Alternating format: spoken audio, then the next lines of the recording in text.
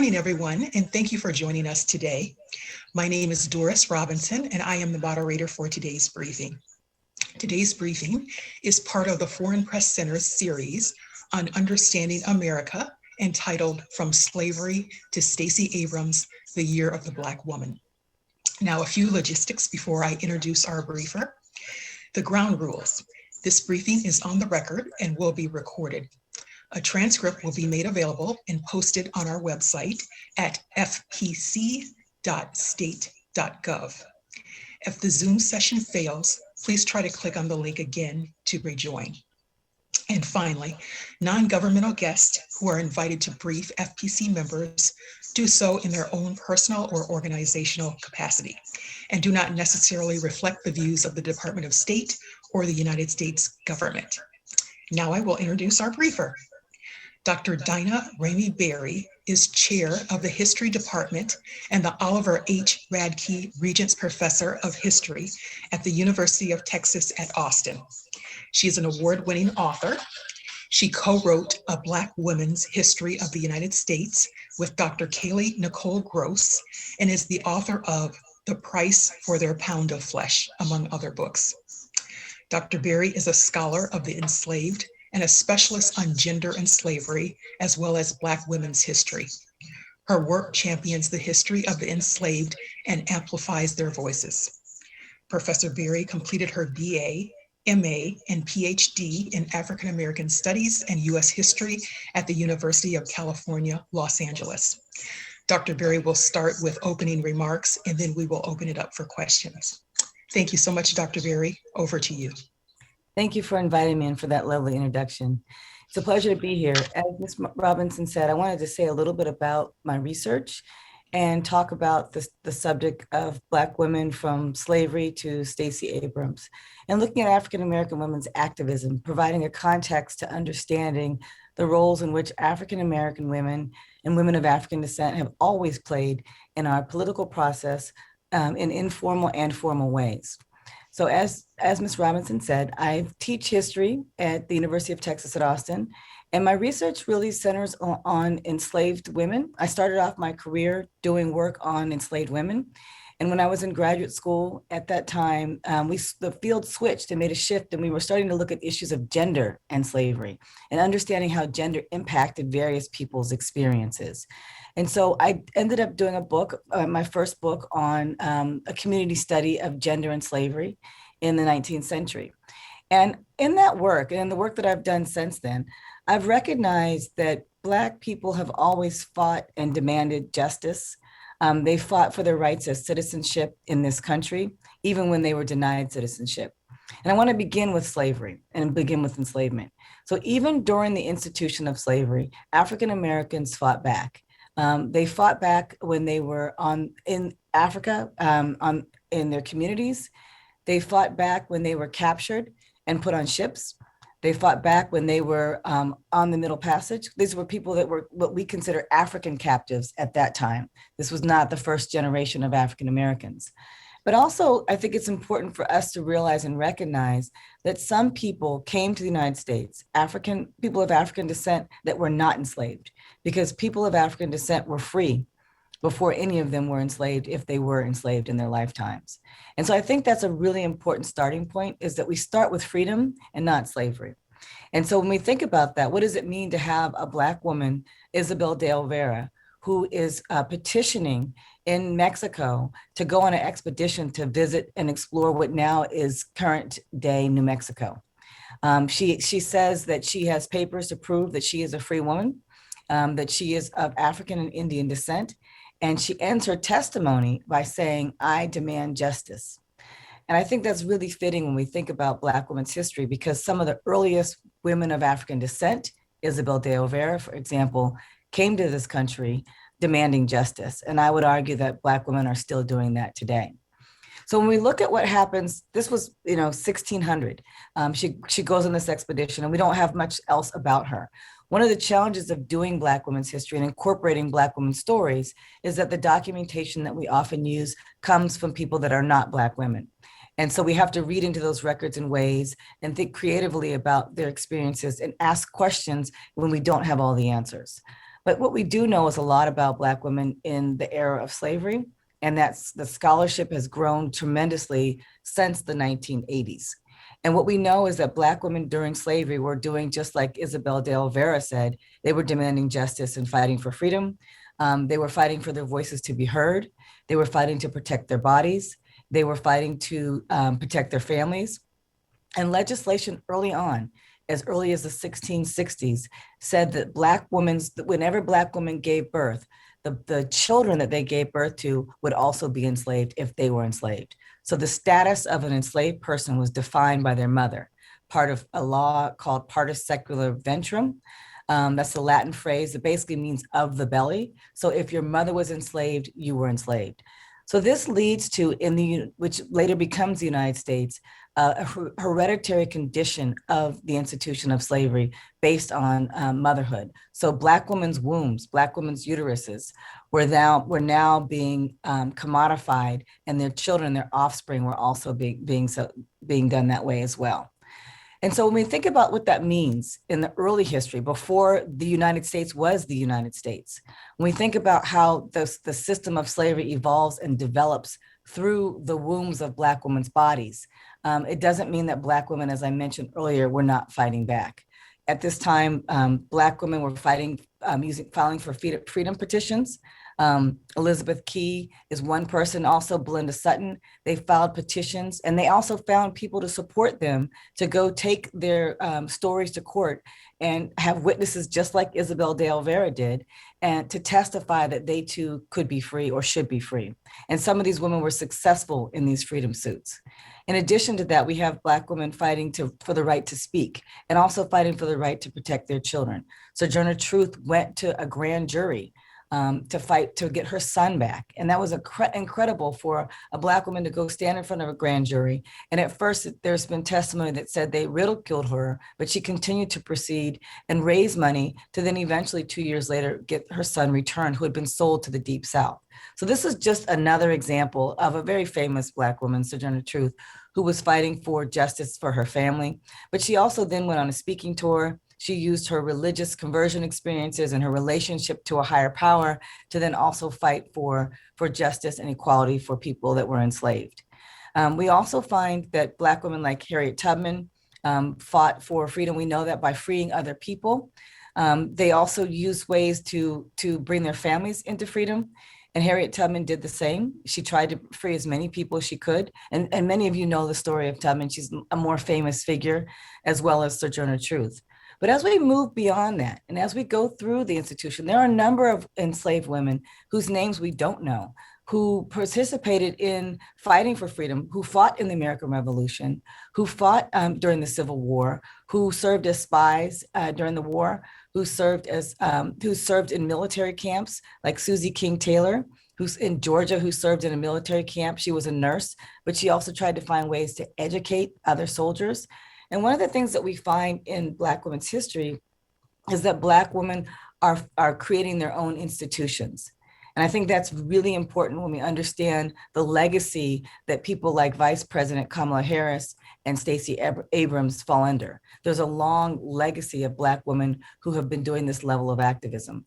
As we move outside of slavery, we have women that were during slavery working in the suffrage movement, because we know that Black men were given the right to vote before all women. And we know that there was supposedly universal citizenship with the 14th and 15th Amendments. And so African-American women were excluded from some of that. And as a result, Jim Crow legislation comes after slavery.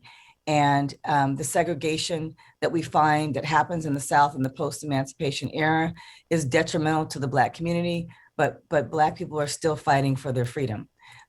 Individuals like Ida B. Wells, many people know of her. There are many other figures, but many of these women had their roots in activism, even some of them before slavery, or their parents had been enslaved, and they had roots of activism and they learned these forms of activism from their parents and grandparents. And so in this moment, they're fighting against injustice against their people. They're fighting for the right to speak. They're fighting for the right to vote. Ida B. Wells, as many of you may know, was told to stand in the back of the line in the suffrage parade, but she had been doing work with many of the same white women in the organizing with the suffrage movement, and she refused to. And she and a number of other Black women took their banners and went to the front of the line and walked with their white sisters. So because Black women are often excluded, they then find their own ways to fight back and to find ways to create their own organizations. One of those organizations was founded in 1896, the National Organization of Colored Women. And this organization was an organization of colored women clubs. And the first president was Mary Church Terrell. And these Black women all across the United States in these clubs were organizing, and they weren't just focusing on one cause. I think that's one of the main takeaways that I want to share today, is that they were often working on multiple fronts. Not like, just like slavery, they worked on suffrage and anti-slavery, and also the right for their children and to fight for their children. In the post-slavery era, in the early 20th century, Black women were fighting for the right to vote before the 19th Amendment passed. They were fighting for the right for citizenship. They were fighting against segregation.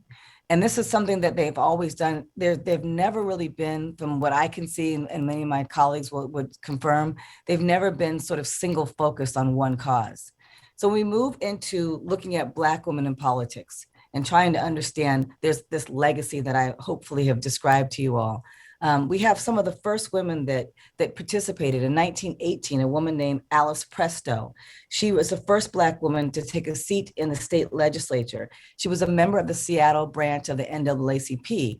And although some of these Black women knew that they were not going to necessarily win, it was really important for them to run for these offices so that they could pave a way for others that came behind them. And I think that's another important takeaway of some of these campaigns of early Black women that were fighting.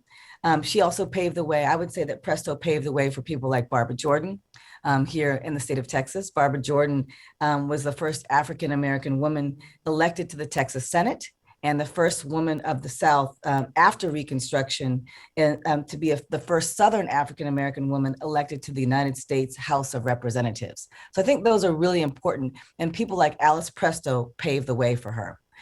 You also have other women that you might have read about in the piece that was shared from Politico that I wrote with my co-author, Dr. Callie Nicole Gross. We outline a number of other women like Caroletta Bass. We talk about her bid for being the first vice presidential candidate in 1952. And one of her slogans was that she said, "Win or lose, we win by raising the issues." And so I think that's another important carryover from a previous era. And finally, we get to the great Shirley Chisholm. Her campaign slogan was "Unbought and Unbossed." I think that is just clever, a very clever phrase that she shared. And she said, and there's a wonderful speech that you can find online of her saying, "I'm not the candidate for Black America, although I'm Black. I'm not the candidate for women's America, for women in America, although I am a female. I am the candidate for the people of America." And so they were really focusing on the issues that they were concerned about, fighting against injustice, against freedom and belonging, and being treated as respectful human beings. They also looked at economic campaigns to help support the African-American community, but it wasn't just laser focused on Black people, it was focused on equality for all.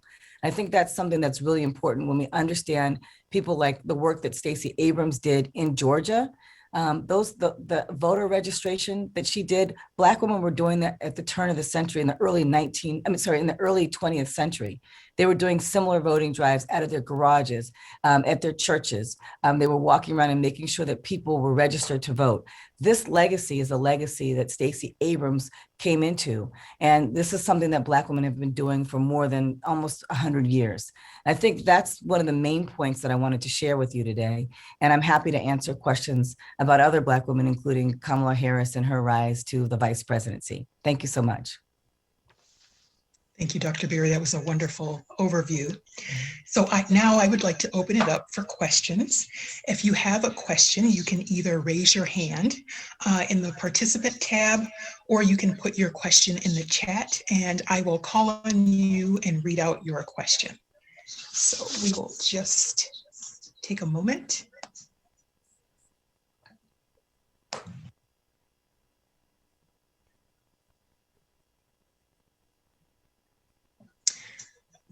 I'll go ahead. It looks like we have a question from Martin Martin, you can go ahead and unmute yourself and please state your name and your outlet. Okay, yes, my name is Martin Burkhardt. I'm the US correspondent for a newspaper in Denmark. The name is Information. Hello, Dr. Remy. Very nice Hi. to meet you. Nice to meet you too. Yes. So I just, first I just wanted, I think a lot of people would be curious to know what you think of Vice President Kamala Harris' role in this administration.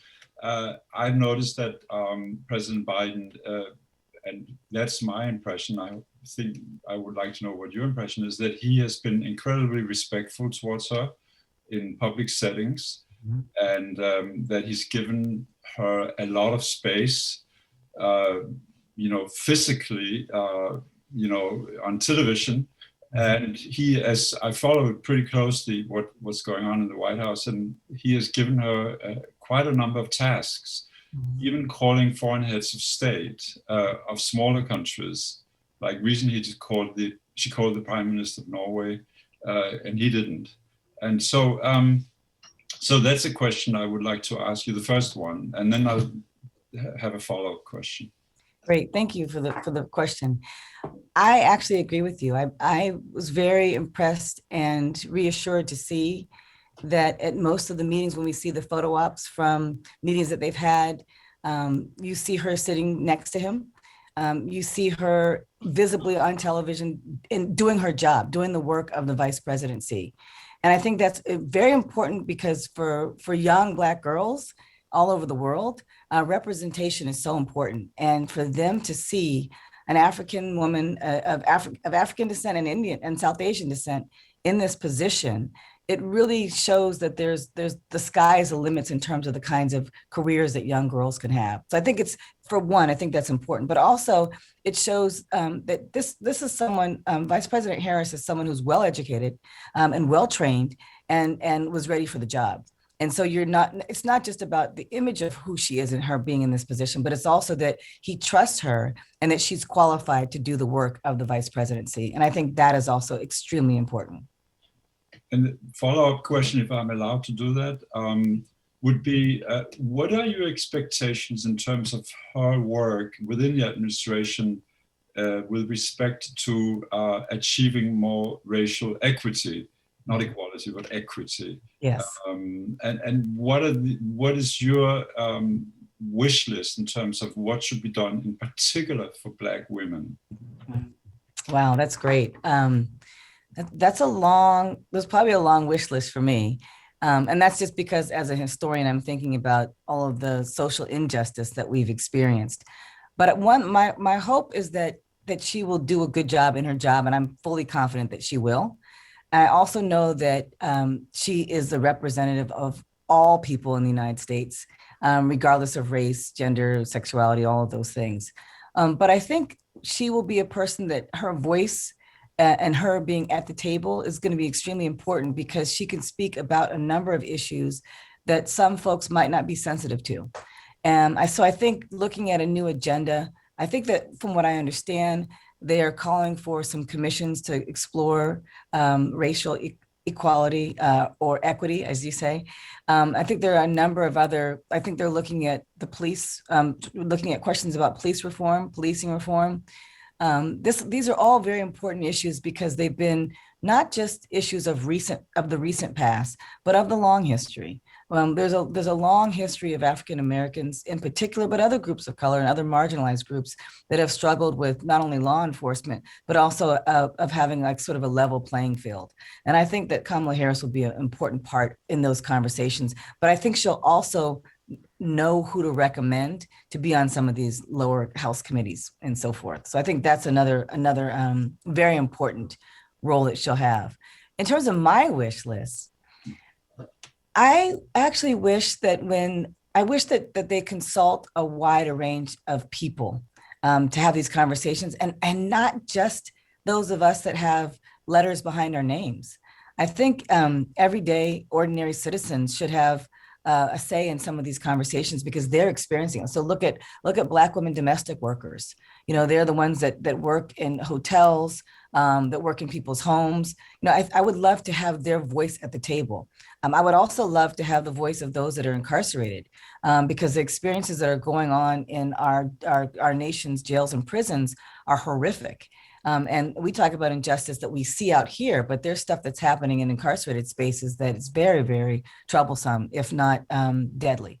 So I think those are two issues. I think also dealing with the issue of reparations, which is a question that's been coming up lately. I do hope that the late John Conyers bill, HB 40, now that's been carrying on by Representative Lee, Jackson Lee, I hope that we now will actually have that commission, and there'll be a number of scholars, activists, and everyday citizens at the table to really do this research on the history of slavery and the impact on the economics of slavery on this country. If there's no one else, I have more questions. Let me give a call. Just a reminder, to ask a question, you can raise your hand in the participant tab, or you can submit your question online. Martin, I did have one question that was submitted in advance, and it's about Black women's history in the schools. And the reporter asked if you could talk about that a little bit. Absolutely. Black women, actually, that's a really interesting long history, just like most of Black women's history. It's just not always known. Black women's history in schools started before there were organized school systems, when Black people were excluded from gaining their education during slavery. Heather Williams at the University of Pennsylvania writes a book called Self-Taught, and she talks about how Black women were instrumental in helping form these sort of small communities of learning. So sometimes from the slave cabins, if there was someone that knew how to read or write, because literacy was denied and made illegal during slavery. But there were a number of African Americans that taught themselves how to read or write, or they were fortunate to have one of their enslavers teach them letters, like Frederick Douglass talks about this, Nat Turner talks about this, and a number of other enslaved people talk about the ways in which they tried to learn the letters, or learn about spelling and reading and all kinds of forms of literacy. So during, there was a community of Black women, even in Savannah, that had the free Black women that were educated, that taught schools in their houses. And because it was illegal for enslaved people, they would pretend and carry buckets that looked like cleaning buckets, but inside there were books, and they would go to these people's homes and they would have a lesson. And one of the things about early education in African-American history is that there was not the sort of level of grades that we think about, a kindergartner's first, second, third. You might have an adult that's 35 years old and a 6-year-old in the same room, in the same schoolhouse, learning how to read and write. So I wanted to just start off by saying that the early forms of education among African Americans started within their own communities. And they started by taking pieces of newspaper and learning the letters, but then also free Blacks that were educated also taught schools. That was much more institutionalized during Reconstruction, when they actually had free Black and white educators, and when the first forms, when the first HBCUs, historically Black colleges and universities, were formed. In the aftermath of slavery, that's when you find the educational system opening up more doors for African Americans in mostly segregated facilities.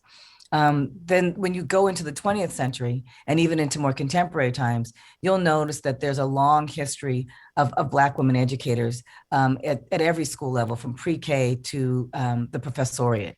And so I think that there's just this long legacy of Black women educators teaching their communities, but also teaching others. And I hope that answers your question. It does, and thank you. Martin, you want to go ahead and unmute yourself? Yes, thank you. No, I just had a follow-up question, not a follow-up, an entirely different question, which I'm curious about what you think, and that is this, that if you look at Stacey Abrams' work and LaTosha Brown's work in Georgia, if you compare that to Fannie Lou Hamer's work in the 60s in Mississippi, you know, Fannie Lou Hamer was someone who was she stuck to civil rights, fighting for civil rights for the vote. Mm-hmm. That was her main issue. And so they, Stacey Abrams and LaTosha Brown, whom I think are the most important in Georgia and probably even nationwide by now, among Black women fighting for voting rights. I'm just wondering whether the situation has not changed since the 60s up to date, and that they ought to do more than that. In other words, fight for other things than just the right to access the polls in a free and unhindered way. I think that's a great question. What I was saying earlier, though, is that a lot of the Black women in the 19th century didn't really have a choice or the freedom to not to focus on just one issue. Most of them were working on multiple fronts because there were so many injustices that they were experiencing. I think because Black people have been free now since 1865, right? And we have many more people in lots of different areas that I think we're now seeing some are doing more than one, some are still doing more than one form of activism or one cause. But I think for someone like Stacey Abrams, I think she probably considers that this is one of the most important, the enfranchisement of a group of people that have been disenfranchised. So I think that that's partly why there's that focus that she and Brown are doing. There's also Black women doing this activism. They're doing reproductive justice. There are Black women that are looking at literacy and fighting for children in schools. So there's so many other people now that are active and organized, and there's so many grassroots organizations that I don't even think I have the capacity to recognize all of them, and even in this moment here, but there's so much underground work that's being done as well. Even the Black Lives Matter movement was founded by Black women, as a movement for Black lives. And that was similar to the way Ida B. Wells started her anti-lynching campaign. So I think it just depends on where people are. And I've always said recently, when people say, well, what can we do or what should we do? I always suggest that people focus on the corner of influence that they have in the corner of the world that they live in. And so I think that's what's fantastic and phenomenal about Fannie Lou Hamer. She went and she was in the fields and she was speaking to her people that were her peers, that would listen to her, that would trust her, and that would go with her to the polls. And I think that that's important because she had a bigger sphere of influence there than somebody maybe from the outside that might not know how to speak the right language or might not treat them with the level of respect that someone like Fannie Lou Hamer would. She was incredibly courageous. Oh, she was. Thank you. Thank you. I appreciate your questions.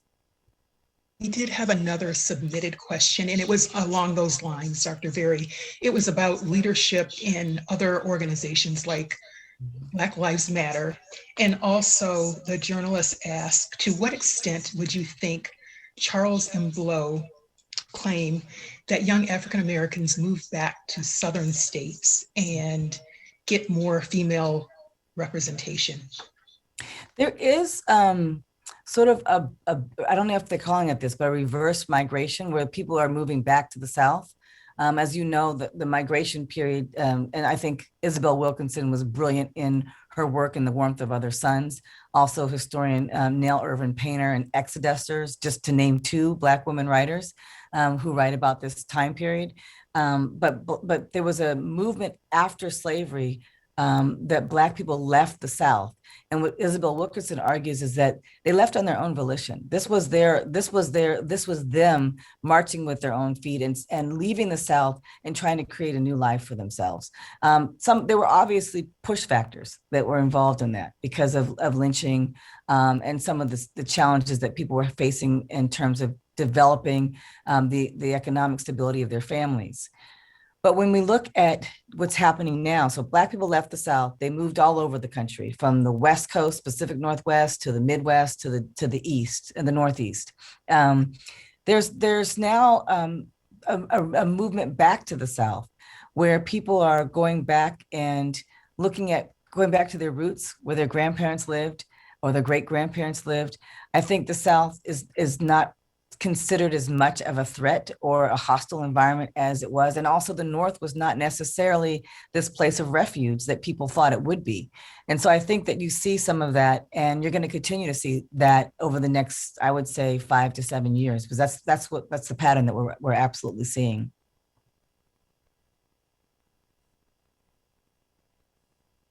Thank you so much. So I will do another call for questions. Journalists can raise their hand in the participant tab or submit their question in the chat forum. So we'll just give that a minute. While we wait, may I say something? Absolutely. There's a growing field in African American women's history. And I'm probably the middle generation now at this point, because there are so many young scholars that are coming behind.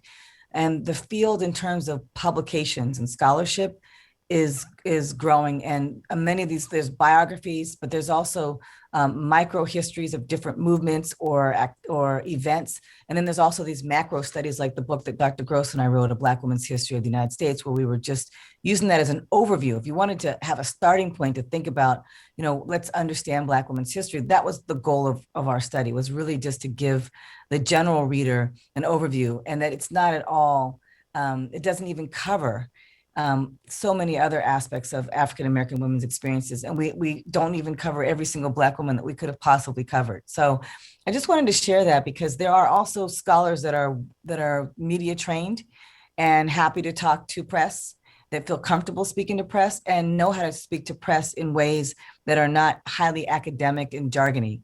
And so I think that there are a number of scholars that are willing and happy to answer questions to make sure that the stories that you all share are historically accurate. Thank you for that. It looks like we have a question in the chat. Mayoko Ishikawa from Asahi Shimbun asks, what is the role of gender relations inside African American community in Black women's history? Wow, that's a great question, because it varies. And it's interesting, because in the 1980s, 1990s, when scholars were getting more into the internal lives of African Americans, people didn't want to write so much about, or people were challenged within the Black community for writing about domestic abuse and some of the more negative aspects. But you'll find across Black women's history, leadership and camaraderie with Black men and Black women. But you also find that Black men did not support Black women. So I'm not trying to contradict myself, but it varies depending on when. So for instance, there were a number of people that supported Shirley Chisholm, and there were a number of African Americans that did not. And so it varies. You also, I think there was, who was it?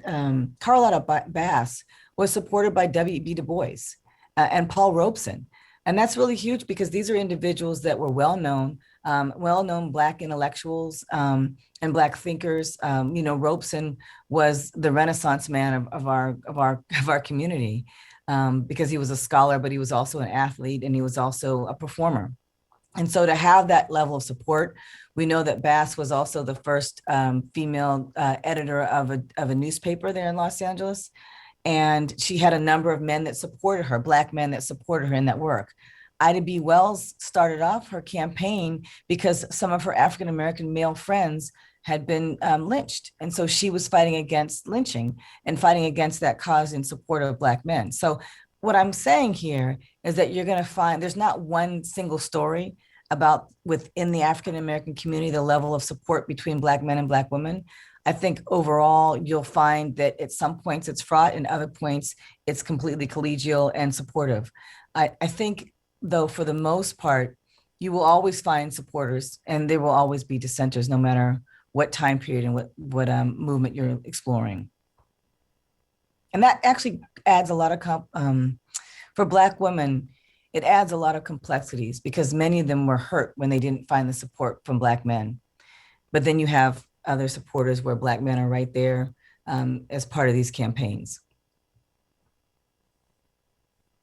Oh.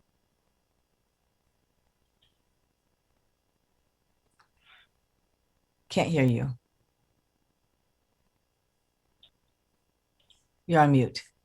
There we go. Thank you so much. I'm gonna see if we have any other questions. We do have a question from Andrei Stopar. Andrei, can you go ahead and unmute yourself and state your name and your media outlet?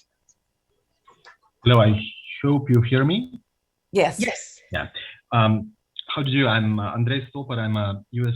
correspondent from Slovenian public broadcaster.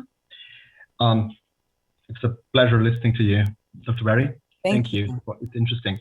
I have a more of a general question. I've never lived in a country where the race would be so extremely important and stressed as it is here. Yeah. Well, in Europe we have nationalisms, but not in such extent. It's something which fascinates me in a negative way, of course. When we look at the history, the U.S. history, it looks like as you would be dealing with the same questions all the time. But at a certain point, you make a breakthrough, but the setback follows immediately. Why? And in which phase do you think you are now? That's a great question.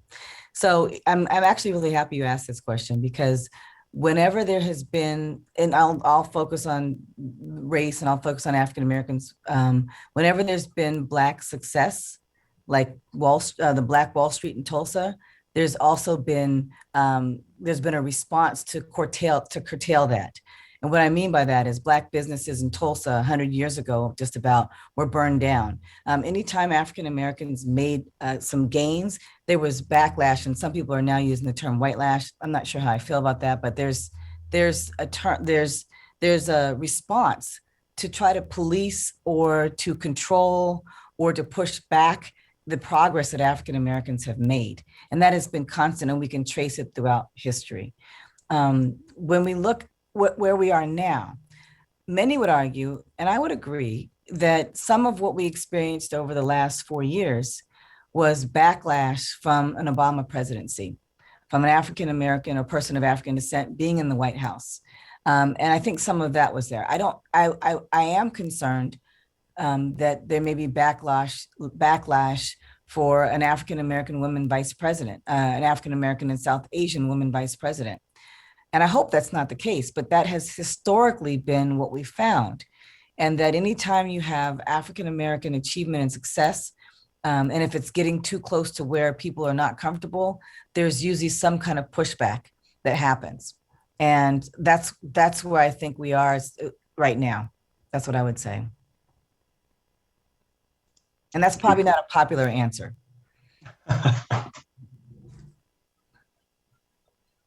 Thank you. Our next question comes from Alex Busan. Alex, can you unmute yourself and state your outlet? Thank you. Yes, it's the outlet is La Croix. It's a French daily newspaper. Thank you so much for this presentation. I had the first question and then a follow-up, if possible. My first question was about the activism of young Black teenagers from the Gen Z generation. I was wondering if you could speak a bit more about that, and if the election of Kamala Harris had made any difference in the activism of younger generations of Black women. Thank you. Great question. First of all, as you know from the Civil Rights Movement, that was a very young movement. And when we look at Little Rock Nine, when we look at African American girls that were participating in desegregating schools, they were very, very young. My mother herself was a young teen who went to the March on Washington against my grandmother's will, because my grandmother was worried that there was going to be violence at the time. And so she didn't want her to go, and she snuck out and went with her older brothers. And so there's a level of activism that we are seeing today. And I would say I first saw it personally, just me personally, saw it with the school killings, with the school shootings, when some of the kids who were too young to vote at the time, 15-year-olds, 16-year-olds, were advocating against gun violence. And they were speaking out, and they were marching, and they were protesting. And I think that there's the younger group, the Gen Zs and younger than that, are realizing that they have a voice and they have a collective voice. And I remember reading stories where they'll say, like, I can't vote yet, but when I vote, these are the causes that I'm going to be focusing on. And I think that is just brilliant. that it shows that they are participating in the body politic that we have. They're participating in understanding that their collective voice matters and that they can have a say in the way the future looks for them. And so looking at what this means for this campaign, when you look at the marches that have been happening over the last, I would say 16 months or so, very, very young. I mean, people of all ages are out there, but the Gen Z folks are out there, they're campaigning, they're doing some really great grassroots organizing across states that I think is not necessarily being recognized. And they're able to mobilize because of social media. And I think that their savviness on social media, whatever platform they're using, is allowing them to connect to a large unit of people that are fighting for some of the same issues. Thank you. Just a second question about Black sororities. Mm-hmm. Specifically. And I was curious to have your opinion as to how influential they were on the political level, because certainly they've been very active around Kamala Harris. And so, yeah, is that a new kind of, influence and yeah, how would you assess how Absolutely. influential they are? Yeah, thank you. So Black sororities have been around since the early 20th century. And I, because I'm not a sorority, I don't have all the dates memorized, but it's very important. And I don't want to say the wrong date, but it is very important on when these organizations were founded. The Alpha Kappa Alpha sorority, Delta Sigma Theta, Sigma Gamma Rho, and also Zeta Phi Beta. That's the males. That's the fraternity. There was another sorority that I'm escaping me right now, and it's the same color I'm wearing, so I'm forgetting that. So pardon me, all the sorority sisters, for me forgetting that. At any rate, sororities have been major organizations, just like the Black Women Club movement, of organization, of community support, of volunteer activities, of social justice, fighting for social justice since their founding. And so a number of Black women have gained their political experience, their social justice activism in these organizations. And these are community organizations, and they're often focused on different causes depending on what the themes are of the founding members, but then also they might have national themes that they're focusing on for a period of time. So it's absolutely important. It's a level of networking that has been a very, very important part of the African American community. Thank you so much. Mm-hmm. Thank you. And we do have time for one more question. So I will throw that out there. If anyone would like to ask a final question, we do have a bit of time before we sign off. Zeta Phi Beta. That's the sorority. Yes. That was gonna drive me crazy until I remembered. Thank you. Sorry. Well, it doesn't look like we have any more questions. So, Dr. Berry, I will turn it over to you for any final remarks that you would like to make. Okay, thank you. First, I want to thank you all, the Foreign Press Center, for having me, and for all of the people that came today. I really appreciate your time. I appreciate you asking questions, and I appreciate your interest in African American women's history. I just want to say that if you have questions, there are, as I mentioned earlier, there are scholars that are happy to answer them and to speak with you, and to just reach out. That we are in university communities, but many of us are skilled and ready and happy to talk and share our stories and to provide context for the stories that you all are writing. And that's really all I wanted to say, just to say thank you for being here, and to remember that Black women come from a legacy of activism, and that legacy started even when they were not freed, when they were enslaved, and it continued after slavery, and Black women are still fighting and finding ways to use grassroots organizing and national campaign organizing to make sure that we have a more equitable society. So thank you very much. Thank you so much, Dr. Berry, for taking the time to speak with us today. And I would like to thank the journalists for participating. We will have a transcript of this session later today, which we will post on the FPC website. And also, if there were questions that you did not have a chance to ask, you can send those to dcfpc@state.gov, and we will get those to Dr. Berry to answer. Once again, thank you so much, Dr. Berry, and this session is now concluded. Thank you.